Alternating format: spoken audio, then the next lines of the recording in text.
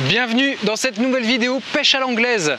Aujourd'hui, voilà le programme juste à côté. Nous allons voir tout d'abord sondage et stratégie de pêche. Ensuite, on va parler flotteur, marqueur de fil pour votre repère de distance. Ensuite, on parle d'amorçage. On pique quelques carpes à l'anglaise. Et on termine en parlant des futures vidéos. Je suis Mathieu, vous êtes sur carpodrome.fr et chez carpodrome.fr. Alors bonne vidéo!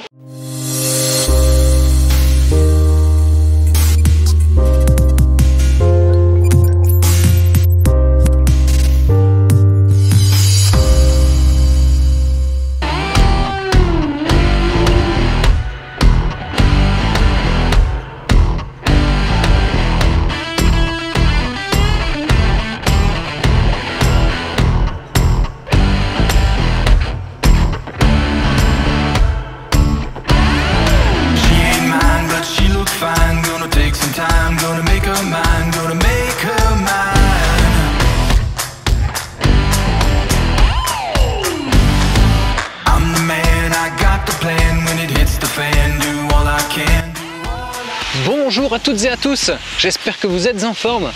Vous avez vu, on attaque cette vidéo après cette présentation de l'organisation de la vidéo. Comme vous venez de voir, vous avez peut-être deviné, je viens de sonder. Le sondage est une des choses les plus importantes à l'anglaise. J'ai fait 3 ou 4 lancers et je vous explique la stratégie que j'ai choisie pour cette pêche. Donc nous sommes partis. Je vous emmène ici, vous voyez, nous sommes sur le poste 21.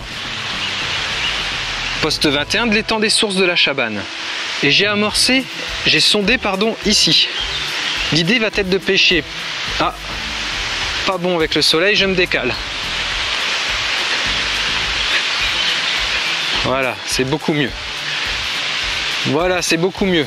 Donc j'ai sondé ici. L'idée va être de venir chercher le bord de la berge, mais pas trop.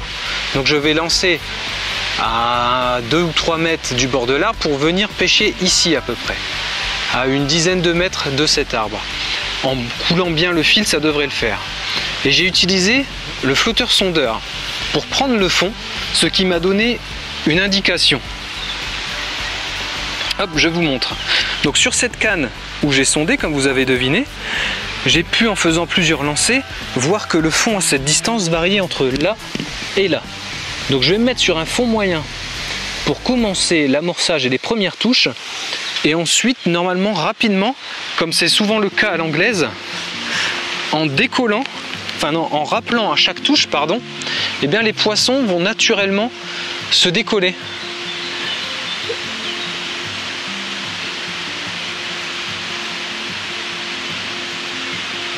Les poissons vont naturellement venir chercher les appâts en surface de manière un peu instinctive et plus surtout en termes de concurrence alimentaire. C'est la force de la pêche à l'anglaise. On provoque énormément de touches, mais également l'inconvénient, il faut savoir rappeler régulièrement pour faire du poisson. Sinon, ils peuvent facilement partir. Surtout si vous n'employez pas de farine. Là, je vais faire un choix de cette pêche en bord de berge, parce que ça va être une pêche courte. Je pense que je vais pêcher une demi-heure, voire 3/4 d'heure, pas plus. Et je vais mettre des pelés et du maïs. On rappelle régulièrement à chaque touche. Donc je n'ai pas de farine. L'avantage d'une farine va être une multitude de microparticules qui va attirer plus facilement les blancs, puis les brèmes, les autres poissons et les carpes si vous les ciblez. Donc ici, comme je n'ai pas cette farine, je vais devoir rappeler régulièrement sur du pelé. Entre autres, il y a plein d'autres explications, mais c'est un bon résumé. Allez, on attaque la pêche. Maintenant que j'ai mon repère de distance qui est déterminé pour le fond, je vais pouvoir faire une marque sur la canne. Je vous ferai d'autres vidéos vraiment spécifiques concernant et dédiées exclusivement à la prise de fond avec des multiples flotteurs sondeurs adaptés. C'est une des choses les plus importantes à l'anglaise, bien prendre son fond et également bien couler le fil. Quand vous prenez bien le fond, vous coulez très bien le fil, vous avez compris 80% de la pêche à l'anglaise, hein. Franchement, parce que ça permet de bien couler ce fil, d'avoir quasiment toutes les touches. Donc ça, c'est juste génial. Je fais mes repères sur la canne qui m'a servi de flotteur sondeur. Je mets en conséquence mes 2 lignes de pêche que j'ai choisies pour cette pêche. Donc 2 flotteurs, un léger et un en forme de poire quand même. Et on attaque la pêche. Allez, c'est parti!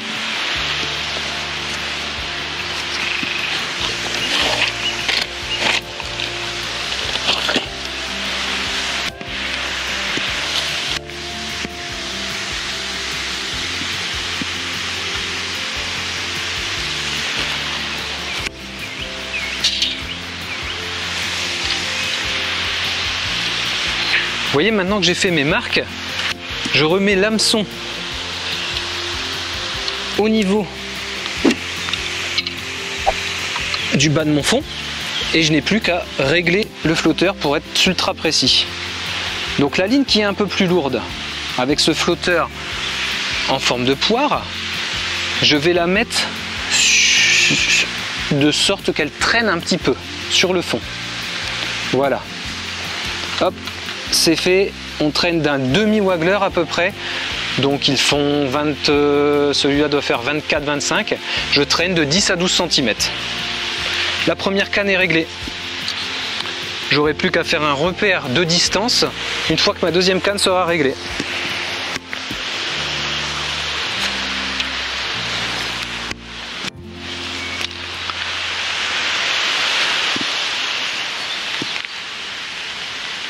Allez, même principe avec ce waggler. Par contre, il est beaucoup plus fin en termes de poids. Et donc là, plutôt que de traîner de 10 cm, je vais décoller de 10 à 15 cm. Ça me permettra de voir si les poissons commencent à se décoller légèrement du fond, dans l'objectif d'enchaîner les poissons sur chaque rappel à mi-hauteur.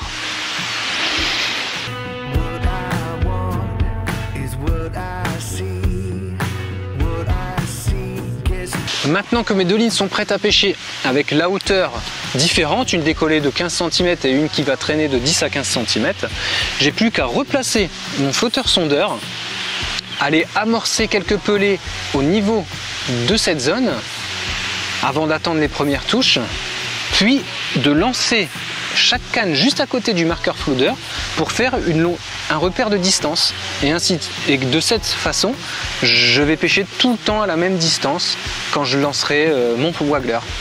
C'est parti!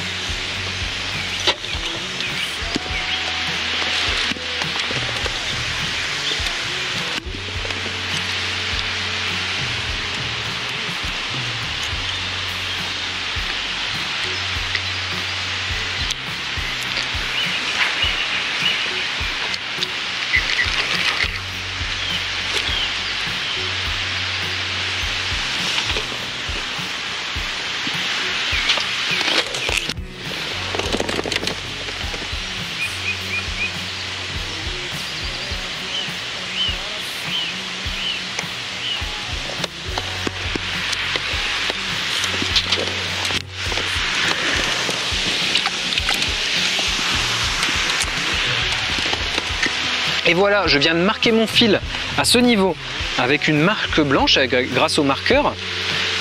Pour la première canne, j'ai plus qu'à faire la même chose pour la deuxième canne et on attaque la pêche. Les 2 lignes sont prêtes à pêcher. Je vais amorcer quelques grains de pelés, du maïs, en attendant les premières touches. Donc pour cet amorçage, je choisis de mettre 4 à 5 poignées de pelés en diamètre 7 mm, qui correspond à peu près à 300-350 grammes. Ensuite, je vais mettre les pelés typiques pour la pêche, donc pour l'échage, je vais en mettre une trentaine comme ça.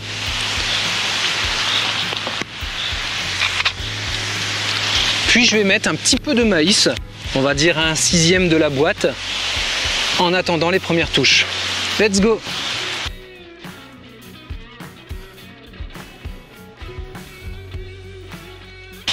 Pour aller mettre mon maïs, je vais profiter d'être dans l'angle d'un étang et je pêche légèrement décalé de biais pour aller chercher la berge de l'angle opposé qui se trouve sur ma gauche. Donc comme le maïs est un peu plus compliqué, je fais une pêche à peu près à 20-24 mètres. Comme le maïs est un peu plus compliqué à lancer à cette distance, je vais profiter d'être sur la berge. J'aurais plus qu'à le lancer à 8-10 mètres, comme je suis à peu près à 8-10 mètres de la berge, même moins, 6 à 7 mètres de cette berge. Je vais aller lancer mon maïs là-bas et on attaque la pêche.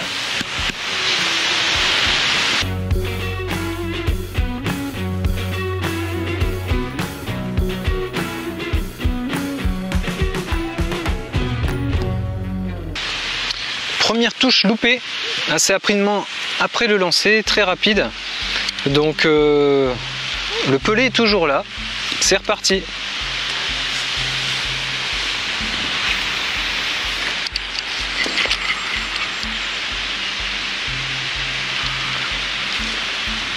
Comme vous pouvez peut-être le constater, vent de face à l'anglaise, c'est pas forcément ce qui est le plus agréable à pêcher. Mais on va faire avec, hein.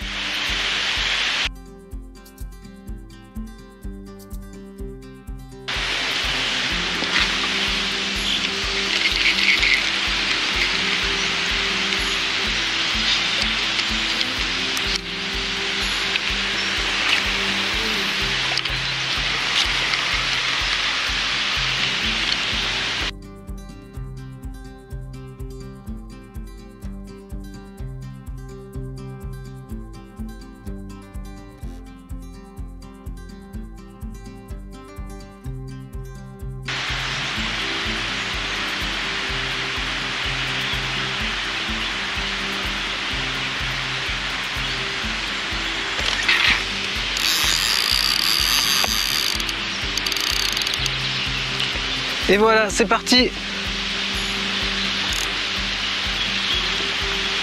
Première belle touche de carpe. Donc j'ai eu 4 à 5 touches pour le moment, vous avez vu, ça doit faire à peu près 10-12 minutes que je pêche. J'ai eu 4-5 touches, mais on voyait que c'était du rotangle. J'en vois quelques-uns qui passent en surface. Et là par contre, on voit que c'est net. Plus vous pêchez, bien sûr, plus vous prendrez l'habitude de voir les touches, de déceler les touches et le type de touche. Donc là, c'était net, hein, une touche de carpe, ça plaisante pas. C'est souvent clair et net.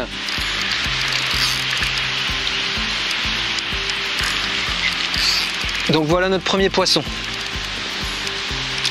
qui est revenu plutôt vite au bord. Il a fait un beau rush de 15-20 mètres au départ. Et puis pour revenir ici, il a été tout cool. On va voir s'il va se battre en bord de berge.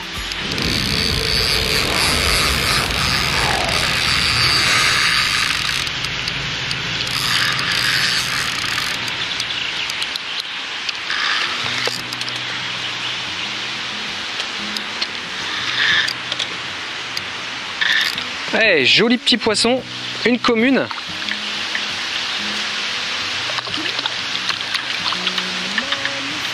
Un beau petit ventre.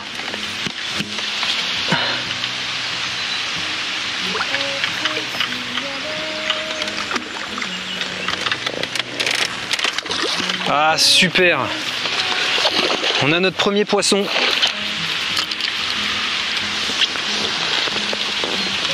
Une commune à l'anglaise, je vous montre ça.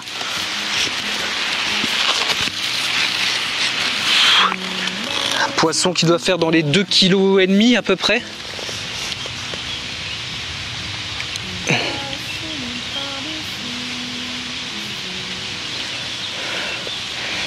Un tout petit peu moins. Hop. Voilà, 2 kg, 2,5 kg. Jolie commune. On la remet à l'eau et c'est parti pour une autre touche.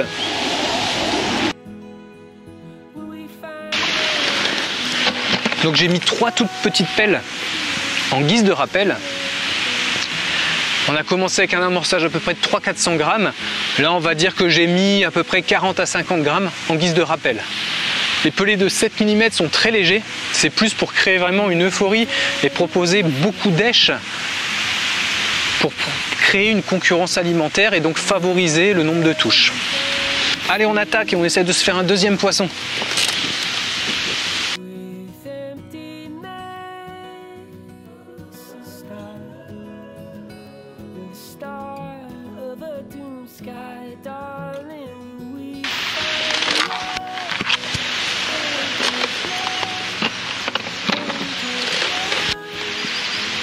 Donc les poissons commencent à arriver sérieusement sur le fond. Ça se voit parce que ça se met à bouillonner fortement. Donc j'ai fait le choix de relancer 8-10 gros pelets, vraiment un peu plus précis autour du flotteur, pour essayer de créer une touche.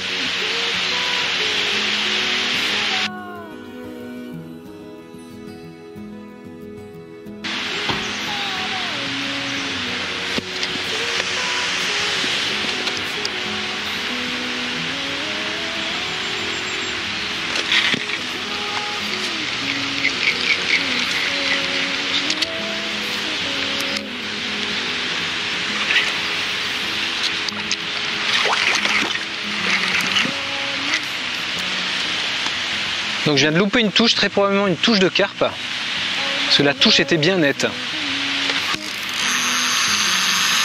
Vous voyez, une nouvelle touche dans la foulée, et là j'ai décroché le poisson.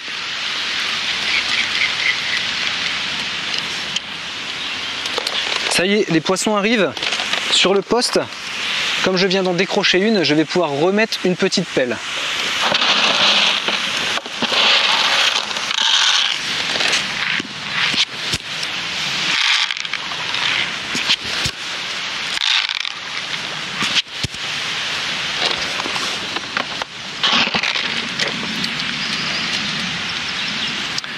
Donc je ne sais pas ce qui s'est passé, pourquoi j'ai décroché. Le poisson a fait un très gros rush tout de suite sur 10-12 mètres et ça a décroché.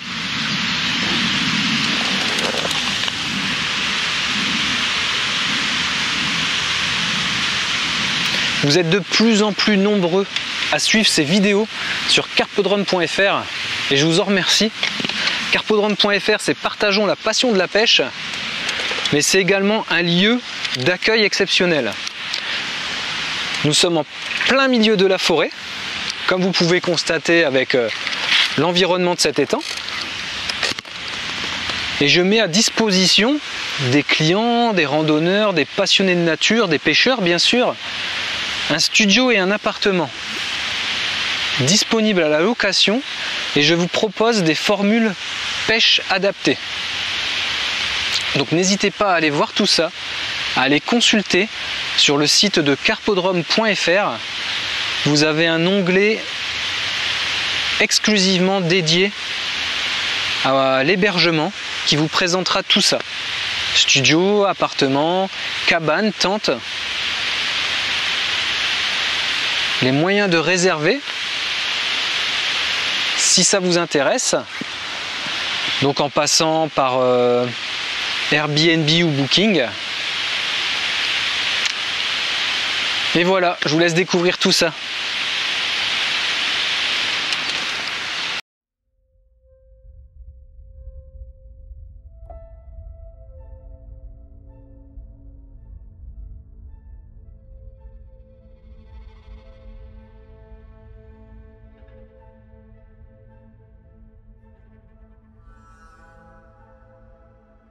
J'ai loupé une nouvelle touche.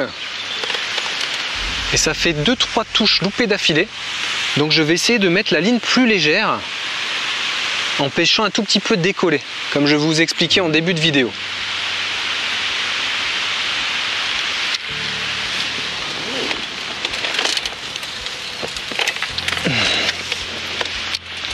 Comme je constate qu'il y a pas mal de bulles, il peut y avoir une bonne petite quantité de poissons qui est arrivé sur le site. Je ne sais pas si vous voyez ce papillon sympa qui est venu me dire bonjour. Donc il veut même plus partir.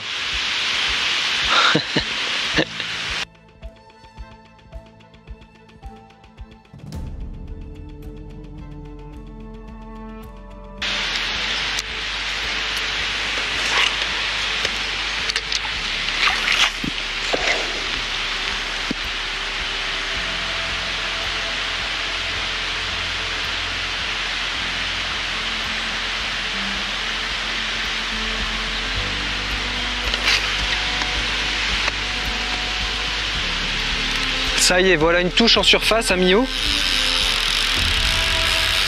Donc il est à peu près 1 mètre de fond, 1 mètre, 1 mètre 10. Et donc là, on a une touche avec la ligne légère, décollée. Vous avez vu, j'ai eu 4-5 touches loupées. Il doit y avoir une bonne concurrence entre les gardons et les carpes.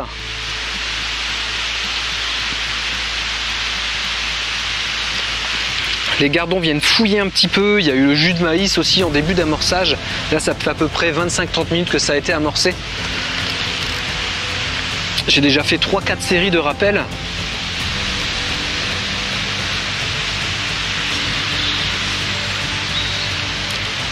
Et donc là, on a eu notre premier poisson à mi-eau.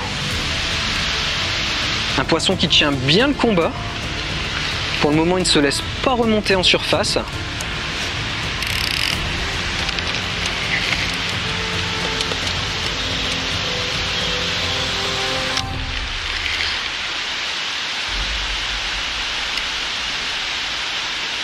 Ça a l'air d'être une jolie carpe. Donc j'espère qu'on va la voir.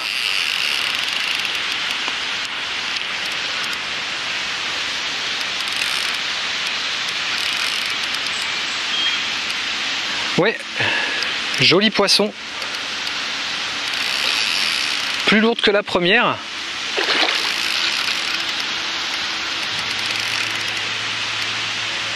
Ça, c'est des super poissons à pêcher.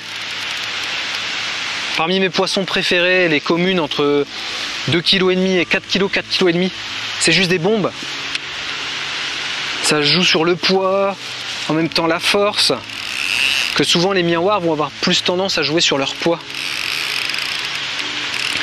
Donc là, je travaille quand même le poisson, parce que sur cette canne ultra légère, je suis en fil de 15 centièmes, en corde de ligne, avec un bas de ligne de 12, donc je me méfie.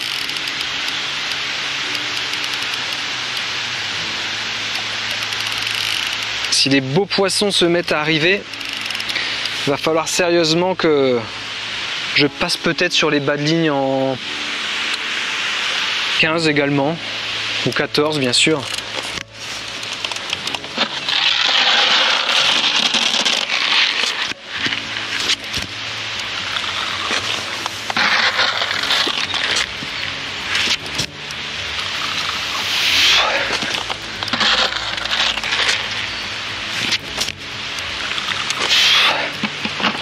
Je rappelle un petit peu pour pas trop forcer sur le poisson, comme il est un peu plus joli. Je voudrais vraiment vous le montrer.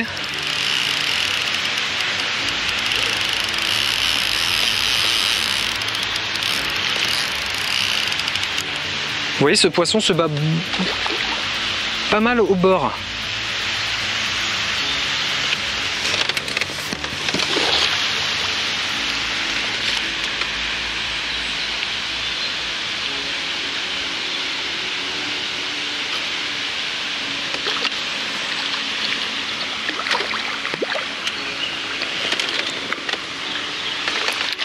Ah génial, c'est dans l'épuisette.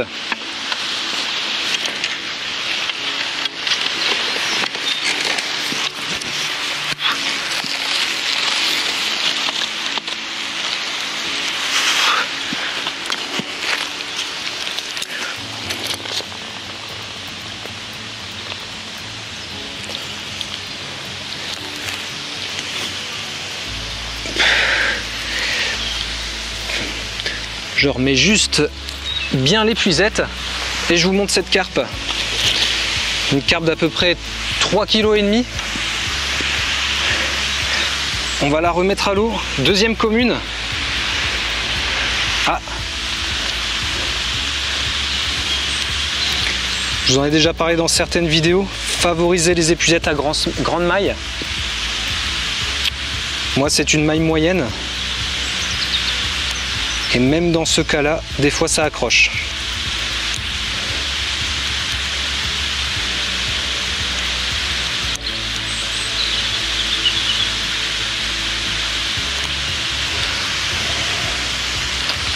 Et voilà. Décidément. Hop.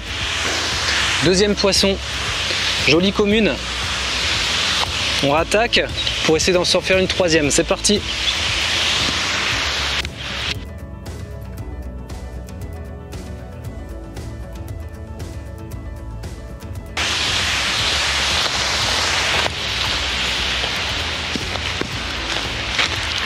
Et voilà, vous avez vu, deuxième poisson, je l'ai remis à l'eau, on va essayer d'en faire une troisième. Là on arrive à 35 minutes de pêche à peu près. J'ai fait pas mal de rappels, je constate qu'il y a de plus en plus de bouillon, donc j'espère qu'on va refaire un troisième poisson.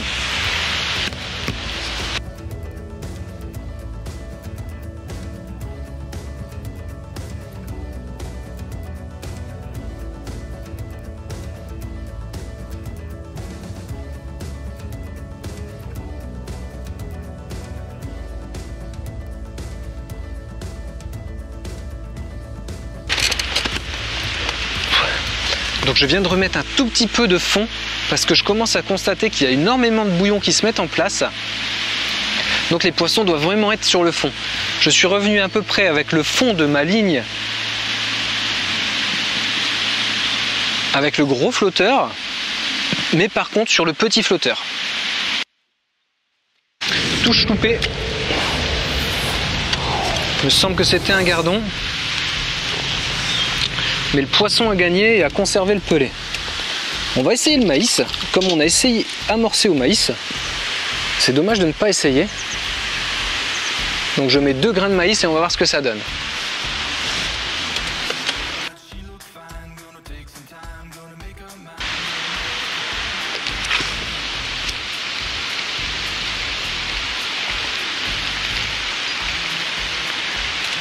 Ah, touche tout de suite au maïs. Mais c'est juste un gardon. Hop. On réessaye quand même une deuxième fois.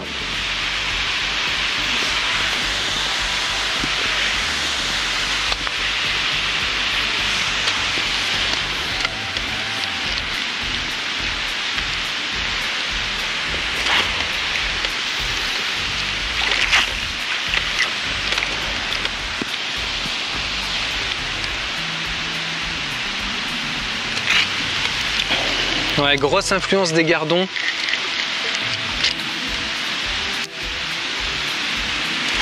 Sur les touches, c'est vraiment les gardons qui ont l'influence sur les touches au maïs. Donc on peut constater que ça peut être plus intéressant.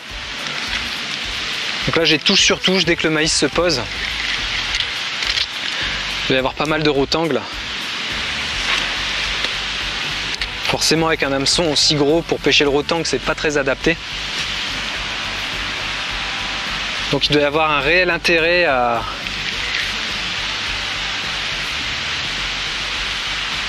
mettre un pelet, favoriser la descente du pelet pour se rapprocher du fond et sélectionner ainsi plus une carpe qu'un gardon. Vous voyez, deuxième rotangle en très peu de temps.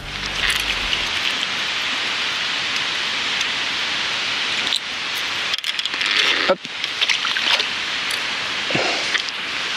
On va repartir avec un pelet en espérant faire une carpe.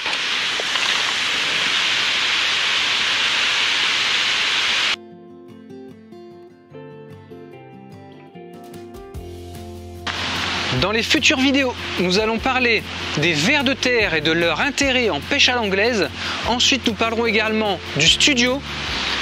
Je vous fais une visite du studio des Sources de la Chabanne sur ce carpodrome où vous pouvez venir y séjourner en famille et allier plaisir de la pêche et de la nature. Dans les futures vidéos, nous parlerons également des principes de la pêche à l'anglaise. Je vous avais déjà fait les principes de la pêche au goût et les principes de la pêche à l'anglaise arrivent bientôt. Donc n'hésitez pas à vous abonner pour suivre toutes ces vidéos. Les pelets, les gardons ont tendance à faire des touches.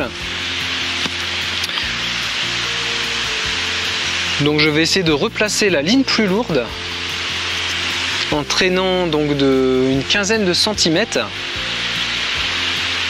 pour essayer de faire ce troisième poisson.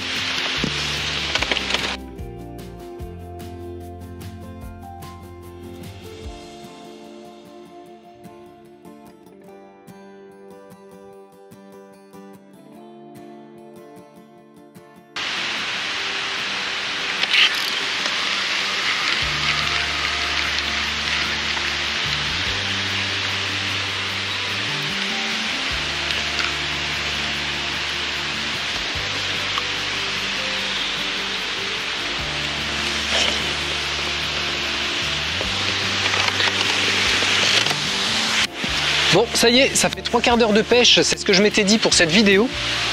Donc merci d'avoir vu cette vidéo, de continuer de partager tout ce travail de carpodrome.fr, donc toutes ces vidéos et ces multiples playlists qui se mettent en place. N'hésitez pas à consulter juste la fin de la vidéo, vous avez un générique qui reprend les playlists existantes. Donc si vous adorez la pêche à l'anglaise, il y a une playlist pêche à l'anglaise, vous découvrez toutes les vidéos qui ont été faites là-dessus. Et parmi les titres, vous pouvez sélectionner une vidéo qui peut vous intéresser en termes de technique, d'astuces de pêche ou d'autres parties de pêche tout simplement de ce type. Je vous dis à la prochaine vidéo, faites de vos rêves votre vie, salut!